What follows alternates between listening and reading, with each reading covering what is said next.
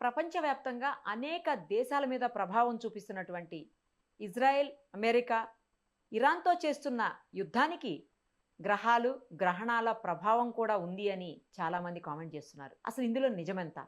ప్రముఖ జ్యోతిష పండితులు ప్రస్తుతం మనతో పాటు లైవ్ కాల్‌లో అందుబాటులో ఉన్నారు. ప్రదీప్ జోషి గారు. నమస్తే అండి ప్రదీప్ జోషి గారు. నమస్తే అండి. శ్రీమాత్రే నమః.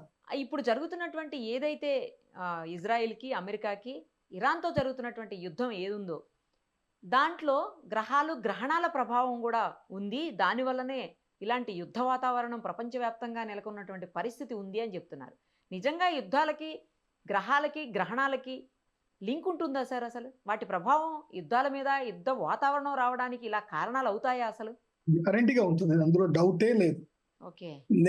నేను ఆల్రెడీ ఇంతకు మునిపే మీకు సుమన్ టీవీకి వివిధ ఛానల్లో నేను ఇంటర్వ్యూ ఇచ్చినప్పుడే చెప్పాను. 2026 సంవత్సరంలో యుద్ధాలు వస్తాయి అని చెప్పాను. పరాభవ సంవత్సరం.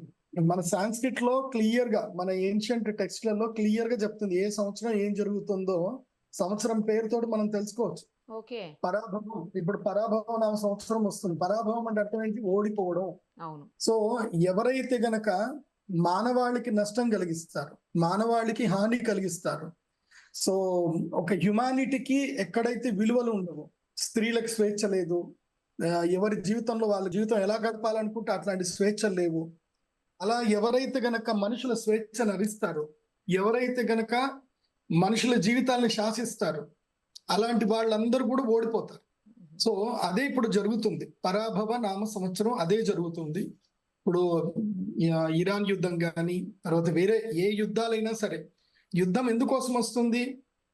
ఏదో ఒక ఆటంకం జరిగి యుద్ధం వస్తుంది. దానికి ఏంటంటే గనక మనుషులందరూ కూడా థింకింగ్ మీదనే ఉంటారు. మనకారకుడు చంద్రుడు అవుతాడు, ఆత్మకారకుడు సూర్యుడు అవుతాడు. సూర్య చంద్ర గ్రహణాలు ఏర్పడినప్పుడు భూకంపాలు రావడము, ప్రకృతి విపత్తులు రావడము, లేదా మనుషుల మధ్యన, రాజుల మధ్యన, దేశాల మధ్యన కలహాలు ఎక్కువగా జరగడం, రోగపీడలు ఎక్కువగా రావడం, ఇవన్నీ జరుగుతాయి. మనకి ఎగ్జాంపుల్ కనుక చూస్తే, అంటే ఇది ఒక్కసారి ఇప్పుడు గ్రహణం జరిగింది కదా, ఏదో యుద్ధం ఆల్రెడీ ఎప్పటి నుంచో డిస్కస్ జరుగుతున్నాయి, గ్రహణం అప్పుడు యుద్ధం వచ్చింది కాబట్టి దీనికి మీరు లింకప్ చేసుకుంటున్నారు అని అంటారు. అది అబద్ధం. ఎందుకోసం అంటే ఆల్రెడీ జ్యోతిష్ శాస్త్రంలో క్లియర్ గా చెప్పారు. మనకి డిసెంబర్ 19వ తారీఖు షష్టగ్రహ కూటమి 2020లో ఏర్పడింది. దాని తర్వాత ఏమైంది? లాక్డౌన్ అవ్వడము, అసలు ఎవరు ఊహించినంత భయంకర వ్యాధులు వచ్చాయి. కరెక్ట్. సో అది ఏమిటి? అది వికారినామ సంవత్సరం. వికారము అంటే మొత్తం వికారంగా ఉంటుంది ప్రపంచము. వికృతి నామ సంవత్సరం. తర్వాత 2021లో శార్వరి నామ సంవత్సరం వచ్చింది. మొత్తం అంతా కూడా చీకట్లోకి వెళ్ళిపోయింది. ఎంతో మంది జీవితాలు చీకట్లోకి వెళ్ళిపోయారు. సో తర్వాత అందరూ జంప్ చేశారు, అక్కడ నుంచి ఆ బాధల నుంచి బయటపడ్డారు. శుభకృత నామ సంవత్సరం మంచి జరిగింది. విశ్వావసు అది కూడా కొంచెం మంచి జరిగింది. కాకపోతే ప్రకృతి విపత్తులు ఏర్పడ్డాయి. ఎందుకోసం అంటే పోయిన సంవత్సరం కూడా మనం ఆల్రెడీ షష్టగ్రహ కూటమి జరిగింది, పంచగ్రహ కూటమి జరిగిందని మనం డిస్కస్ చేసాం. విజయవాడలో విపత్తు వచ్చినా కానీ, కేదార్నాథ్ విపత్తులు వచ్చాయి. ఇప్పుడు కూడా అదే జరుగుతుంది. ఫల్గుణ మాసంలో ఫల్గుణుడు అంటే ఎవరు? అర్జునుడు దేనికి? అర్జునుడు చెప్పగానే మనకి ఏం గుర్తుకొస్తుంది? యుద్ధం గుర్తొస్తుంది. భారత యుద్ధమే గుర్తుకొస్తుంది. సో ఫల్గుణ మాసము లోపల మనకి అమావాస్య, తర్వాత మాఘ అమావాస్య రోజు వచ్చింది. అంటే పాల్గొన మాసం ప్రారంభమయ్యేటప్పుడు అమావాస్య రోజున సూర్యగ్రహణం ఏర్పడింది, ఇప్పుడు చంద్రగ్రహణం ఏర్పడింది. ఈ యొక్క యుద్ధము ఇంకా 15-20 రోజులు ఉంటుంది. నేను ఆల్రెడీ ఈ గ్రహణాల కారణం చేతనే యుద్ధాలు వస్తున్నాయి. మళ్ళీ ఆగస్ట్ లో కూడా గ్రహణం ఉంది.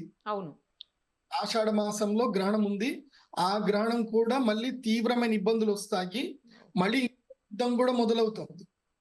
ఇప్పటిదాకా అంతర్యుద్ధం నడిచింది. మన భారతదేశానికి కూడా యుద్ధం వచ్చే అవకాశం ఉంటుంది. ఎప్పుడు ఆ టైంలో మీరు ఇప్పుడే చెప్తున్నాను, ఇది రికార్డ్ చేసి పెట్టుకోండి. మళ్ళీ సూర్యగ్రహణం, చంద్రగ్రహణం జరగబోతుంది. ఆ టైంలో బంగ్లాదేశ్ నుంచి, వెస్ట్ బెంగాల్ నుంచి, పాకిస్తాన్ నుంచి మన భారతదేశానికి అటాక్ అవుతుంది. వెస్ట్ బెంగాల్లో రక్తపాతం ఏర్పడుతుంది. కాబట్టి ఈ రాబోయే ఇప్పుడు మన భారతదేశంలో మనం ఏం చేస్తాం? మనం అన్నదానం చేస్తాం, విద్యాదానం చేస్తాం, చిన్న కార్యక్రమం జరిగినా అందరిని పిలిచి అన్నం పెడతాం. సో మనం నీళ్లు దానం చేస్తాం. మన భారతదేశంలో ఉన్న కల్చర్ ఏంటంటే అందరికీ సహాయం చేయడమే మన కల్చర్. కాబట్టి మన దేశానికి ఈ పరాభవన సంవత్సరంలో ఎలాంటి కీడు లేదు, ఎలాంటి విపత్తు లేదు. గుడ్ న్యూస్ చెప్పారు. ఎవరైతే స్త్రీలను హింసిస్తారో, మానవత్వాన్ని కించపరుస్తారో, స్వాతంత్రాన్ని కొల్లగొడతారో, క్రూరత్వం ఎక్కువగా ఎక్కడైతే ఉంటుందో ఆయా దేశాల్లో తప్పకుండా తప్పదు, పరాభవం ఉంటుంది. ఓకే. ఎందుకు మనుషుల యొక్క స్వేచ్ఛని, ఎందుకోసం అంటే మనిషి స్వేచ్ఛగా బతకాలి, అందరికీ స్వేచ్ఛ అవును. ఉంటుంది. కరెక్ట్. కరెక్ట్. ఆ స్వేచ్ఛను ఎప్పుడైతే హరిస్తారో అలాంటి సమయంలో ఇలాంటి విపత్తులు వస్తాయి. అయితే న్యాచురల్ కెలామిటీస్ వస్తాయి, భూకంపాలు వస్తాయి, వరదలు వస్తాయి, లేకపోతే కరువు ఏర్పడుతుంది, లేకపోతే రోగాలు వస్తాయి, లేకపోతే ఇలాంటి యుద్ధాలు వస్తాయి. కాబట్టి యుద్ధాలు వస్తున్నాయి. కాబట్టి దీని గురించి ఎవరు కంగారు పడకండి. కానీ ఆ ఎవరైతే నేను అరబ్ కంట్రీస్ లో ఉండేటువంటి మన తెలుగు వాళ్ళకి చెప్తున్నాను, సాధ్యమైనంత తొందరగా మీరు వచ్చేసేయండి. ఎందుకోసం అంటే ఇది వరల్డ్ వార్ కి కూడా దారి తీసే అవకాశం ఉంటుంది. ఇది ఆగదు. ఇది ఎందుకోసం అంటే ఇది నేను చెప్పకూడదు, అలాంటి స్టేట్మెంట్స్ ఇవ్వకూడదు, కానీ ప్రపంచంలో అందరూ అంటున్నారు ఇది ఒక ఉగ్రవాదం మీద, తీవ్రవాదం మీద జరుగుతున్న యుద్ధము అని చెప్పి ట్రంప్ చెప్తున్నాడు. సో అదే గనక వాస్తవం అయితే గనక ఇది పెద్ద యుద్ధమే అవుతుంది. ఎందుకోసం అంటే ఇప్పుడు ఇవాళ నేను పుతిన్ గారిది కూడా ఎక్స్ లో స్టేట్మెంట్ చూశాను. పుతిన్ గారు కూడా ఇరాన్ ని బ్యాకప్ చేసుకొని వస్తున్నారు, చైనా కూడా ఇరాన్ ని బ్యాకప్ చేసుకుంటూ వస్తుంది. So if China and Iraq backup చేసుకొని వచ్చాయి అని అంటే, సో మళ్ళీ ఇటు అమెరికాకి, భారత్, ఇజ్రాయెల్ కి ఎట్లాగా భారత్ సపోర్ట్ చేస్తుంది. సో ఇట్లా మెయిన్ పెద్ద పెద్ద కంట్రీస్ ఉన్న ఈ 6 కంట్రీస్ గనక సపోజిట్ అయిపోతే గనక ఇది వరల్డ్ వార్ కిందకి దారి తీస్తుంది. కాబట్టి ఇది వరల్డ్ వార్ కింద కూడా దారి తీసే అవకాశం ఉంటుంది. కాబట్టి నేను తెలంగాణ వాసులకి, ఆంధ్ర వాసులకి, ముఖ్యంగా భారతీయులకు అందరికి కూడా చెప్తుంది ఏంటంటే, ఇకపై పరాయి దేశాలకు వెళ్ళడం మానండి. కువైత్, వేరే ఆ ఎడారి దేశాలకు వెళ్ళకండి. అక్కడ కష్టాలు పడి, బాధలు పడి, భార్య పిల్లల్ని దూరం చేసుకొని ఎందుకండి, ఈ జీవితం బతికే జీవితమే కొన్నాళ్ళు బతుకుతాము. హ్యాపీగా ఉన్నంతలో సంపాదించుకొని కారమన్నమో ఏదోటి తిని భార్య పిల్లలతో హ్యాపీగా ఉండక అక్కడెక్కడో వెళ్ళిపోయి ఎడారి దేశంలో డబ్బు సంపాదించి ఏం చేస్తారు? ఏముంటది చెప్పండి? సుఖపడను అనుభవించని డబ్బు నీకు నిరర్థకం. కరెక్ట్ చెప్పారు సార్. అవును. పిల్లలతో లేకుండా, పిల్లల్ని దగ్గర లేకుండా, భార్య దగ్గర లేకుండా, దూరం ఉండి వీడియో కాల్ మాట్లాడుకొని ఏమా బతుకులు అవన్నీ కూడా. కాబట్టి నేను కువైత్, విదేశాల్లో ఉండే తెలుగు వాళ్ళందరికీ, భారతీయులందరికీ చెప్తున్నాను, చక్కగా రండి, భారతదేశంలో వ్యవసాయం చేసుకోండి. రాబోయే కాలంలో భారతదేశం సుసంపన్నం అవుతుంది, భారతదేశంలో వ్యవసాయం వికసిస్తుంది. ప్రపంచ దేశాలన్నిటికీ అన్నం పెట్టేది భారతదేశమే. దానికి యుద్ధం శ్రీకారం అవుతుంది. ఈ యుద్ధం తోటి ప్రపంచం మొత్తం కూడా భారతదేశం యొక్క గొప్పతనం తెలుస్తుంది. ఎందుకోసం అంటే మనం ఎన్నడూ కూడా ఎవరి మీద వాంటెడ్లీ యుద్ధానికి వెళ్ళలేం. ఇబ్బంది పెడితే తప్ప మనం యుద్ధం చేసాం తప్ప మన మీద దాడి చేయలేదు. సో భారతదేశం అన్నం పెట్టే దేశం. కాబట్టి భారతీయులు ఎక్కడున్నా తిరిగి వచ్చేసేయండి. టైం దొరికింది అని అంటే వచ్చేసేయండి. ఎందుకోసం అంటే రాబోయే కాలంలో ఈ యుద్ధం కంటిన్యూ అవుతుంది. మోస్ట్లీ ఆగస్టు ఏదైతే గ్రహణం వచ్చేంత వరకు ఈ యుద్ధం కంటిన్యూ అవుతుంది. అడపా దడప యుద్ధం జరుగుతుంది.